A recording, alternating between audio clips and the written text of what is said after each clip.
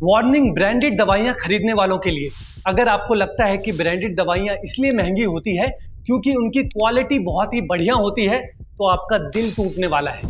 2014 में सरकार ने एक रूल बनाया कि डॉक्टर्स को कमीशन या गिफ्ट देना पूरी तरह से इलीगल है और फार्मा कंपनीज अपने एमआरएस को डॉक्टर्स के पास सिर्फ दवाइयों की जानकारी देने के लिए भेज सकते हैं। लेकिन कुत्ते की दुम कभी सीधी हुई है क्या? ये कुछ बड़ी फार्मा कंपनीज के रेवेन्यू और एक्सपेंसेस का ग्राफ है जिसको कोई अंधा भी देख करके बता देगा कि यहाँ पर क्या घपला चल रहा है। पहली बात, ये कंपनीज बहुत ही कम दवाइयों को खुद बनाते हैं। ज्यादातर दवाइयों को ये दूसरे मैन्युफैक्चरर से मंगा करके उस पर अपना नाम चिपका करके बेच देते हैं। लेकिन इन कंपनीज का कहना है कि इनके टोटल रेवेन्यू का 22 से 23% दवाइयों को बनाने में चला जाता है। मतलब कि अगर ये कोई दवाई 100 रुपए में बेच रहे हैं तो उसको बनाने में 20 से 22 रुपए लगता है।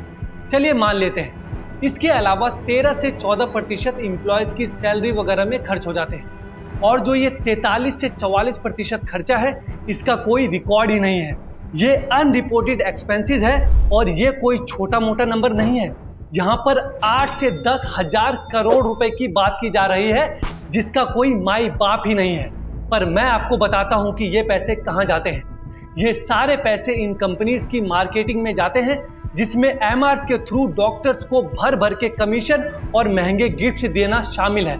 और तो और ये कंपनीज एमआरएस और डॉक्टर्स को फ्लाइट्स की टिकट करा करके देते हैं, विदेशों में बुलाते हैं और वहां पर पार्टी दी जाती है ताकि डॉक्टर्स हमें सिर्फ ब्रांडेड दवाइयां ही लिख करके दें।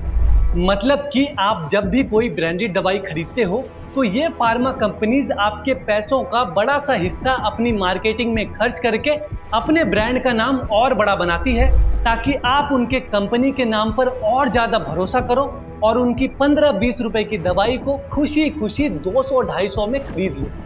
अब इतना सब कुछ जानने के बाद भी क्या आप ब्रांडेड दवाइयों को अब भी खरीदोगे? हाँ या ना कमेंट करके जरूर बताइए।